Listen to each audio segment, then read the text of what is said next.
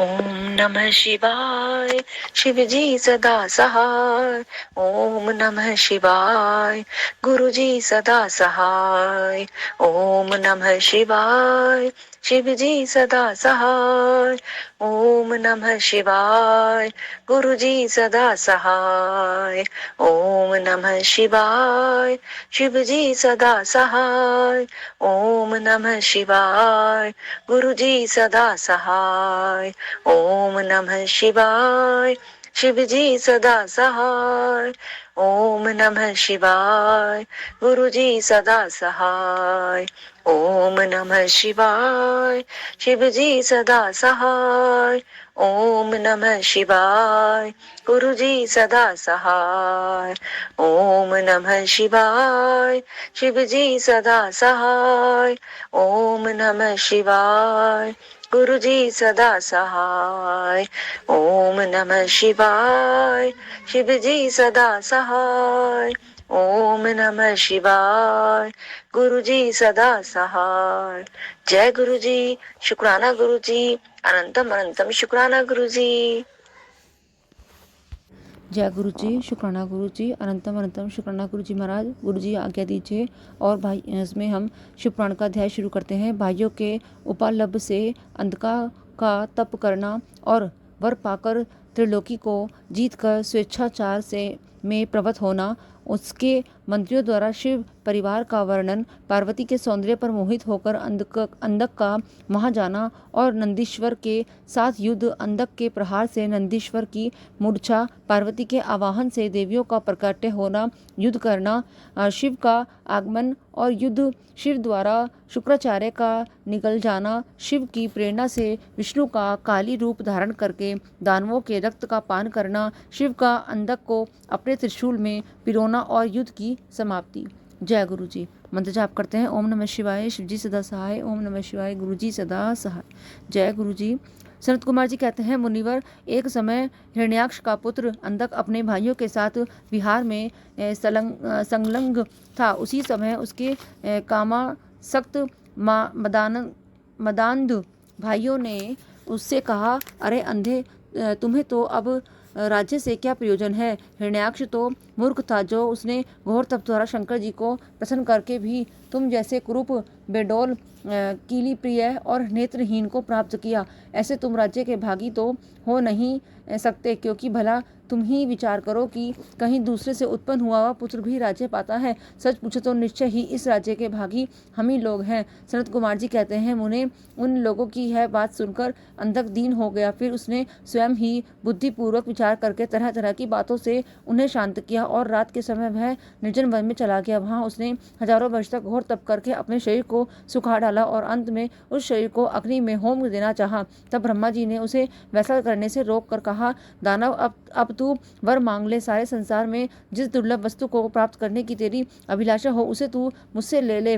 पद्म योनि ब्रह्मा के वचन को सुनकर वह दैत्य दीनता एवं नम्रता पूर्वक कहने लगा, भगवान, जिन निष्ठुरों ने मेरा राज्य छीन लिया है, वे सब दैत्य आदि मेरे भृत्य हो जाएं।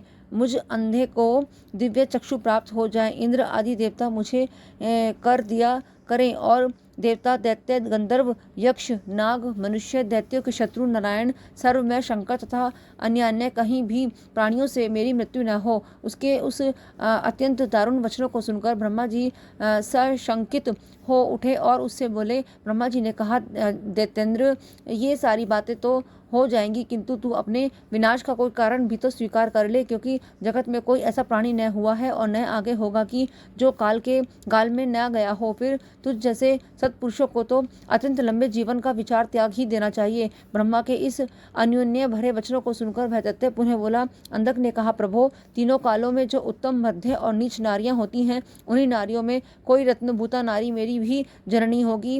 वह मनुष्य लोक के लिए दुर्लभ तथा शरीर, मन और वचन से भी अगम्य है। उसमें राक्षस भाव के कारण जब मेरी काम भावना उत्पन्न हो जाए, तभी मेरा नाश हो। उसकी बात सुनकर स्वयं भू भगवान ब्रह्मा को महान आश्चर्य हुआ। वे शंकर जी के चरण कमलों का स्मरण करने लगे। तब शंभु की आज्ञा पाकर वे उस अंधक से बोले। ब्रह्मा जी ने कहा, दैत्यवर, तू जो कुछ चाहता है, तेरे वे सभी सकाम वचन पूर्ण होंगे। दैत्येंद्र, अब तू उठ, अपना अभिष्ट प्राप्त कर और सदा वीरों के साथ युद्ध करता हो रहा है। रह मुनीश हिरण्याक्ष पुत्र अंधक के शरीर में नसें और हड्डियां ही शेष रह गई थी, परंतु ब्रह्मा के ऐसे वचन को सुनकर शीघ्र ही भक्तिपूर्वक उन लोकेश्वर के चरणों में लौट गया और इस प्रकार बोला। अंधक ने कहा, विभो, जब मेरे शरीर में नसें और हड्डियां मात्र ही शेष रह गई हैं, तब भला इस देह से शत्रु सेना में प्रवेश करने में कैसे युद्ध कर सकूंगा। अतः अब आप अपने पवित्र हाथ से मेरा स्पर्श करके इस शरीर को मांसल बना दीजिए। सनत कुमार जी कहते हैं, महर्षि अंधक की प्रार्थना सुनकर ब्रह्मा जी ने अपने हाथ से उसके शरीर का स्पर्श किया और फिर वे मुनि गणों तथा सिद्ध समूहों से भली भांति पूजित हो देवताओं के साथ अपने धाम को चले गए। ब्रह्मा के स्पर्श करते ही उस दैत्य राज का शरीर भरा पूरा हो गया, जिससे उसमें बल का संचार हो आया तथा नेत्रों के प्राप्त हो जाने से वह सुंदर दिखने लगा। तब उसने प्रसन्नता पूर्वक अपने नगर में प्रवेश किया। उस समय प्रहलाद आदि श्रेष्ठ दानवों ने जब उसे वरदान प्राप्त करके आया हुआ जाना, तब वे सारा राज्य उसे समर्पित करके उसके वशवर्ती भृत्य हो गए। तदनंतर अंधक सेना और भृत्य वर्ग को साथ ले स्वर्ग को जीतने के लिए गया। वहां संग्राम में समस्त देवताओं को पराजित करके उसने वज्रधारी इंद्र को अपना करद बना लिया।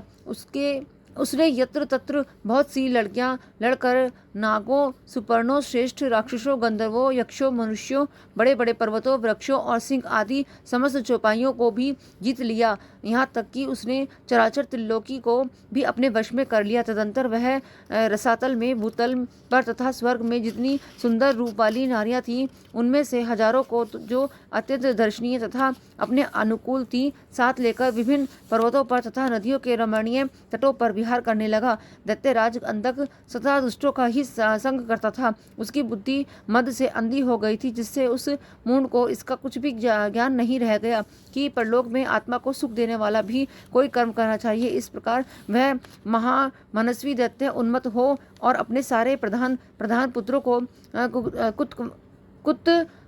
कुतर्कवाद से पराजित करके दैत्य सहित संपूर्ण वैदिक धर्मों का विनाश करता हुआ विचरण करने लगा। वह धन के मत से अभिभूत हो वेद, देवता, ब्राह्मण और गुरु आदि किसी को भी नहीं मानता था। प्रारब्धवश उसकी आयु समाप्त हो चुकी थी, इसी से वह स्वेच्छाचार में प्रवृत्त हो व्यर्थ में ही अपनी आयु के शेष दिन गंवाता हुआ रमण कर रहा था।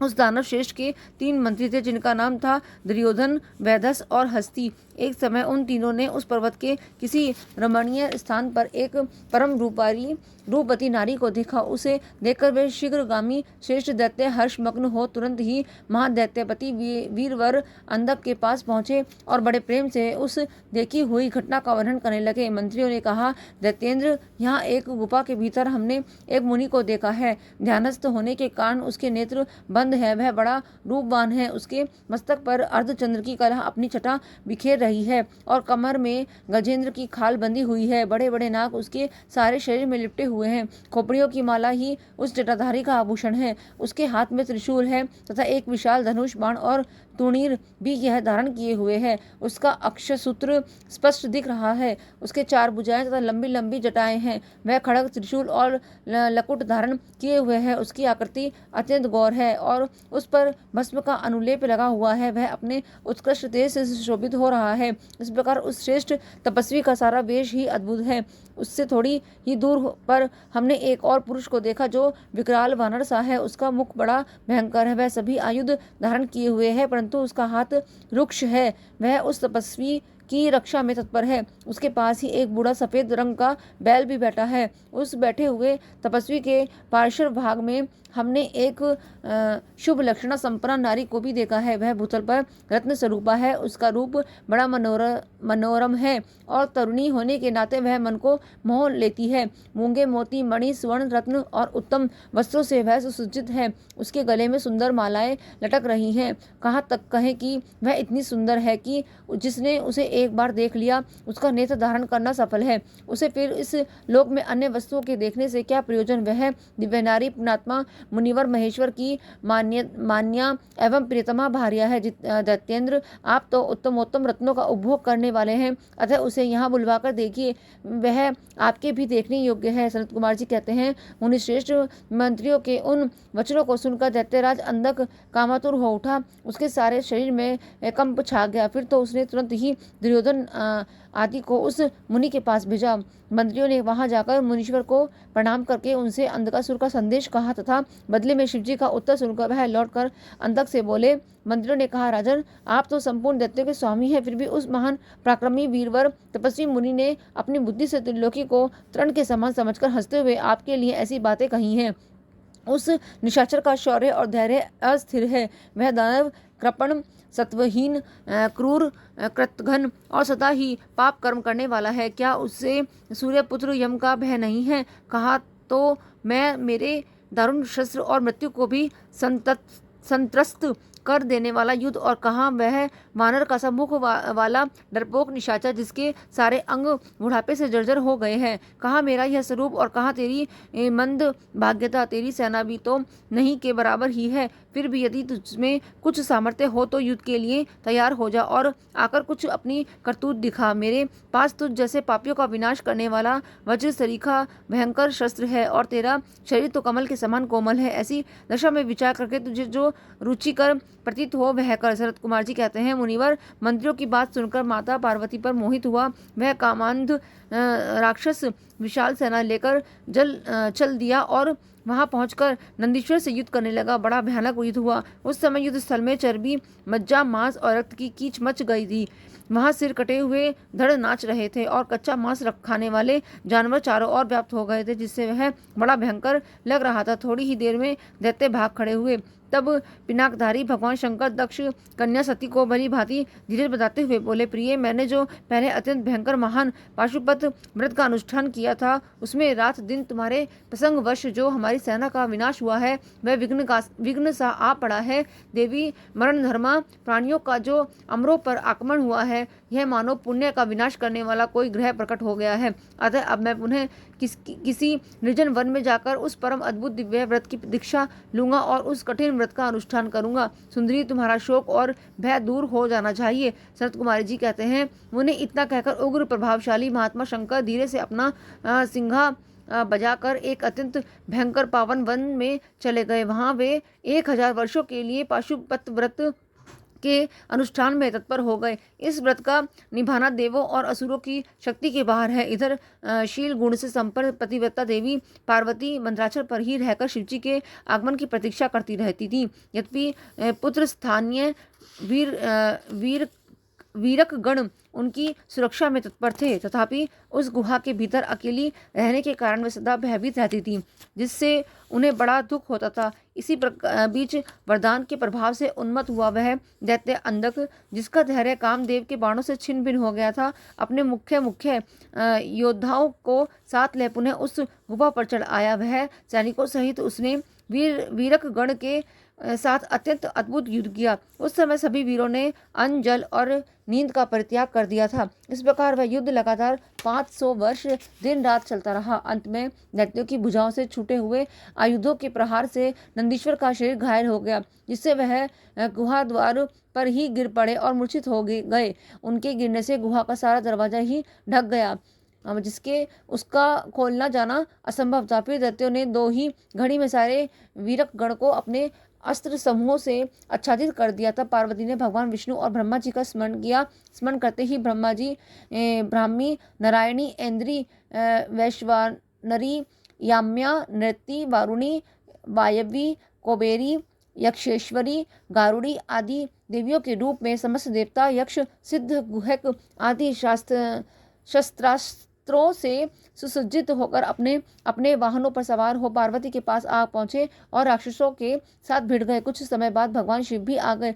फिर तो घोर युद्ध हुआ। तदंतर शुक्राचार्य को संजीवनी विद्या के द्वारा दैत्य को जीवित करते देखकर भूतनाथ शिवजी उनको निगल गए। इससे दैत्य ढीले पड़ गए। व्यास जी अंधक, महान पराक्रमी वीर और त्रिपुर हंता शिव के समान बुद्धिमान था।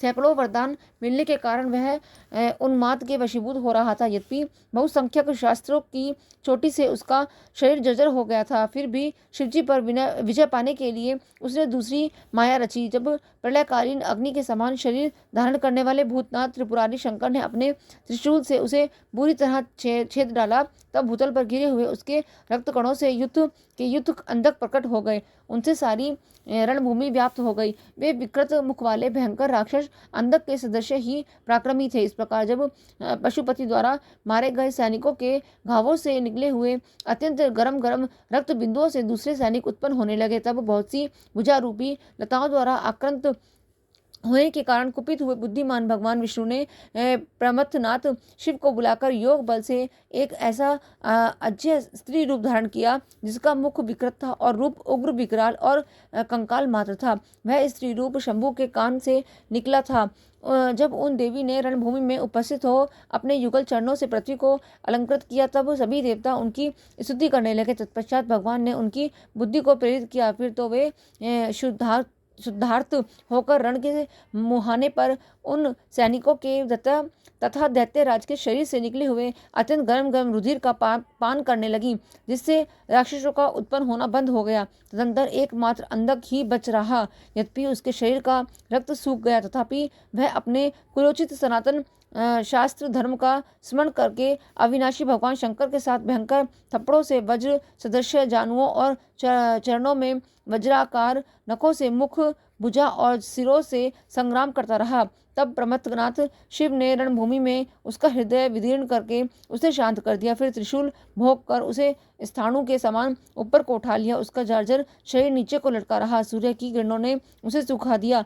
पवन के झोंकों से युक्त मेघों ने मूसलाधार जल बरसाकर उसे गीला कर दिया। हिमखंड के समान शीतल चंद्रमा की किरणों ने उसे विशीर्ण कर दिया। फिर भी उस दैत्यराज ने अपने प्राणों का परित्याग नहीं किया। उसने विशेष रूप से शिवजी का स्तवन किया। तब करुणा के अगाध सागर शंभु प्रसन्न हो गए और उन्होंने उसे प्रेम पूर्वक गणाध्यक्ष का पद प्रदान कर दिया। तत्पश्चात युद्ध के समाप्त हो जाने पर लोकपालों ने नाना प्रकार के सार गर्भित स्तोत्रों द्वारा विधि पूर्वक शिवजी की अर्चना की और हर्षित हुए ब्रह्मा विष्णु आदि देवों ने गर्दन झुकाकर उत्तमोत्तम स्तुतियों द्वारा उनका स्तवन किया। फिर जय जयकार करते हुए वे आनंद मनाने लगे। तदंतर शिवजी उन सबको साथ लेकर आनंद पूर्वक गिरिराज की गुफा को लौट आए। वहां उन्होंने अपने ही अंशभूत पूजनीय देवता को नाना प्रकार की भेंट समर्पित करके उन्हें विदा किया और स्वयं प्रमोदित हुई गिरिराज कुमारी के साथ उत्तमोत्तम लीलाएं करने लगे। अध्याय 44 से लेकर 40 विराम। जय गुरु जी।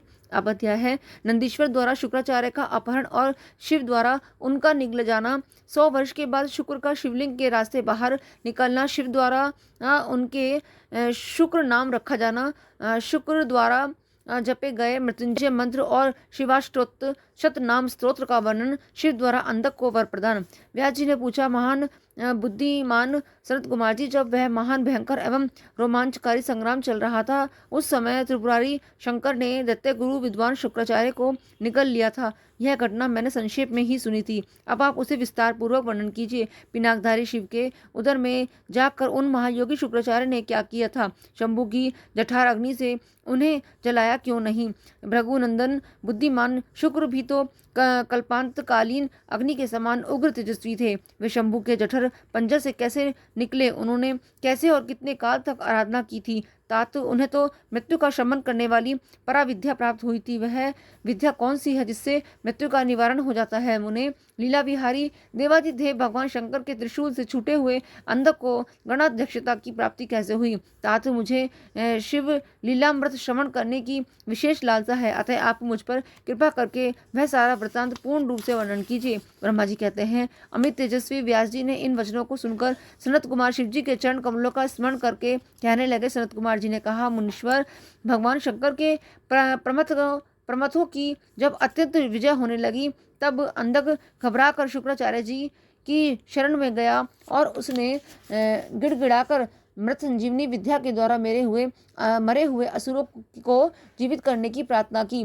इस पर शुक्राचार्य ने शरणागत धर्म की रक्षा करना उचित समझा। फिर तो वह युद्ध स्थल में गए और आदरपूर्वक विद्या के स्वामी शंकर का स्मरण करके एक एक दैत्य पर मृत संजीवनी विद्या का प्रयोग करने लगे। उस विद्या का प्रयोग होते ही वे सभी दैत्य दानववीर एक साथ ही हथियार लिए हुए इस प्रकार उठ खड़े हुए मानो अभी सोकर उठे हों। जैसे पूर्णतः अभ्यस्त किया हुआ वेद समर भूमि में बादल और श्रद्धा पूर्वक ब्राह्मणों को दिया हुआ धन आपत्ति के समय तुरंत प्रकट हो जाता है, उसी प्रकार वे उठ खड़े हुए शुक्राचार्य के संजीवनी प्रयोग से जब बड़े बड़े दानव जीवित होकर प्रमथों को बुरी तरह मारने लगे, तब प्रमथों ने जाकर प्रमथेश्वर हाँ, प्रमथेश्वरेश शिव को यह समाचार सुनाया। तब शिव जी ने कहा, नंदिन नंदिन, तुम अभी तुरंत ही जाओ और दैत्य के बीच से द्विजश्रेष्ठ शुक्राचार्य को उसी प्रकार उठा लाओ जैसे बाज लवा को उठा ले जाता है। शरत कुमार जी कहते हैं, महर्षि वृषभध्वज के यूं कहने पर नंदी सांड के समान बड़े जोर से गरजते हुए तुरंत ही सेना को लांग कर उस स्थान पर जा पहुंचे जहाँ भृगुवंश के दीपक शुक्राचार्य विराजमान थे। वहां समस्त दैत्य हाथों में पाश, खड़ग, वृक्ष, पत्थर और पर्वत खंड लिए हुए उनकी रक्षा कर रहे थे। यह देखकर बलशाली नंदी ने उन दैत्य को विक्षुब्ध करके शुक्राचार्य का उसी प्रकार अपहरण कर लिया जैसे शरभ हाथी को उठा ले जाता है। महाबली नंदी द्वारा पकड़े जाने पर शुक्राचार्य के वस्त्र खिसक गए, उनके आभूषण गिरने लगे और केश खुल गए। तब देव शत्रु दानव उन्हें छुड़ाने के लिए सिंहनाद करते हुए नंदी के पीछे दौड़े और जैसे मेघ जल की वर्षा करते हैं उसी तरह नंदीश्वर के ऊपर वज्र, त्रिशूल, तलवार, फरसा, बरेठी और गोपन आदि अस्त्रों की उग्र वृष्टि करने लगे। तब उस देवासुर संग्राम के विकराल रूप धारण करने पर गणाधिराज नंदी ने अपने मुख की आग से सैकड़ों शस्त्रों को भस्म कर दिया और उन भृगुनंदन को जो दबोच कर शत्रु दल को व्यथित करते हुए वे शिवजी के समीप आ पहुंचे तथा शीघ्र ही उन्हें निवेदित करते हुए बोले, भगवान, ये शुक्राचार्य उपस्थित हैं। तब भूतनाथ देवादिदेव शंकर ने पवित्र पुरुष द्वारा प्रदान किए हुए उपहार की भांति शुक्राचार्य को पकड़ लिया और बिना कुछ कहे उन्हें फल की तरह मुख में डाल लिया। उस समय समस्त असुर उच्च स्वर से हाहाकार करने लगे। व्यास जी जब गिरिजेश्वर ने शुक्राचार्य को निगल लिया तब दैत्यों की विजय की आशा ही जाती रही। उस समय उनकी दशा सुडर रहित गजराज, सिंहहीन सांड, मस्तक विहीन देह, अध्ययन रहित ब्राह्मण, उदमहीन प्राणी, भाग्यहीन के उदम, पति रहित स्त्री, फल वर्जित बाण, पुण्यहीनों की आयु, व्रत रहित वेदाध्ययन, एकमात्र वैभव शक्ति के बिना निष्फल हुए कर्म समूह, शूरताहीन क्षत्रिय और सत्य के बिना धर्म समुदाय की भांति शोचनीय हो गए। दैत्यों का सारा उत्साह जाता रहा। तब अंधक ने महान दुख प्रकट करते हुए अपने शूरवीरों को बहुत उत्साहित किया और कहा, वीरों, जो रणांगण छोड़कर भाग जाते हैं उनकी ख्याति अपयश रूपी कालिमा से मलिन हो जाती है और उन्हें इस लोक में तथा परलोक में कभी भी सुख नहीं मिलता, कहीं भी सुख नहीं मिलता। यदि पुनर्जन्मी रूपी मल का अपहरण करने वाले धरा तीर्थ रण तीर्थ में अवगाहन कर लिया जाए तो अन्य तीर्थों में स्नान, दान और तप की क्या आवश्यकता है। अर्थात इनका फल रणभूमि में प्राण त्याग कर करने से ही प्राप्त हो जाता है। दैत्यराज के इस वचन को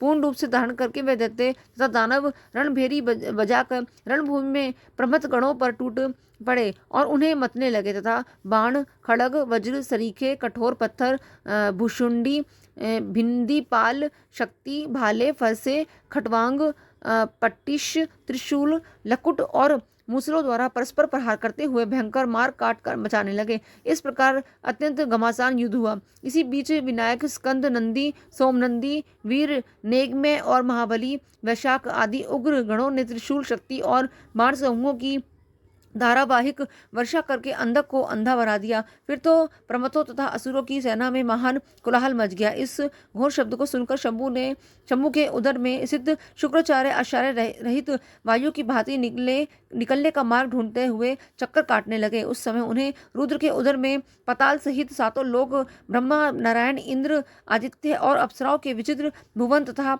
वह प्रमथासुर संग्राम भी दिख पड़ा। इस प्रकार वे 100 वर्षों तक शिवजी की कुक्षी में चारों ओर भ्रमण करते रहे परंतु उन्हें किसी प्रकार कोई छिद्र नहीं दिख पड़ा। जैसे दुष्ट की दृष्टि सदाचारी के छिद्र को नहीं देख पाती, तब भृगुनंदन ने शैव योग का आश्रय ले एक मंत्र का जाप किया। उस मंत्र के प्रभाव से वे शंभु के जठर पंजर से शुक्र रूप में लिंग मार्ग से बाहर निकले। तब उन्होंने शिवजी को प्रणाम किया। गौरी ने उन्हें पुत्र रूप में स्वीकार कर लिया और विघ्न रहित बना दिया। तदंतर करुणा सागर महेश्वर भृगुनंदन शुक्राचार्य को वीरे के रास्ते निकला हुआ देखकर मुस्कुराते हुए बोले। महेश्वर ने कहा, भृगुनंदन, चूंकि तुम मेरे लिंग मार्ग से शुक्र की तरह निकले हो इसलिए अब तुम शुक्र कहलाओगे। जाओ, अब तुम मेरे पुत्र हो गए। सनत कुमार जी कहते हैं, मुनिवर देवेश्वर शंकर के यूँ कहने पर सूर्य के सदृश कांतिमान शुक्र ने पुनः शिवजी को प्रणाम किया और वे हाथ जोड़कर स्तुति करने लगे। शुक्र ने कहा, भगवान, आपके पैर, सिर, नेत्र, हाथ और भुजाएं अनंत हैं, आपकी मूर्तियों की भी गणना नहीं हो सकती। ऐसी दशा में आप स्तुत्य की सिर झुकाकर किस प्रकार स्तुति करूं? आपकी 8 मूर्तियां बताई जाती हैं और आप अनंत मूर्ति भी हैं। आप संपूर्ण सुरों और असुरों की कामना पूर्ण करने वाले हैं तथा अनिष्ट दृष्टि से देखने पर आप संहार भी कर डालते हैं। ऐसे सत्वन के योग्य आपकी मैं किस प्रकार स्तुति करूं? सनत कुमार जी कहते हैं, मुने, इस प्रकार शुक्र ने शिव जी की स्तुति करते उन्हें नमस्कार किया और उनकी आज्ञा से वह पुनः दानवों की सेना में प्रविष्ट हुए। ठीक उसी तरह जैसे चंद्रमा मेघों की जटा में प्रवेश करते हैं, व्यास जी, इस प्रकार रणभूमि में शंकर ने जिस तरह शुक्र को निकल लिया था वह वृत्तांत तो तुम्हें सुना दिया। अब शंभु के उदर में शुक्र ने जिस मंत्र का जाप किया था उसका वर्णन सुनो। महर्षि, वह मंत्र इस प्रकार है। जय गुरु जी। साथ संगत जी, अब इस मंत्र का उच्चारण हम अगले दिन के अध्याय में हम करते हैं। गुरु जी से आज्ञा लेते हैं। जय गुरु जी। शुक्राना गुरु जी।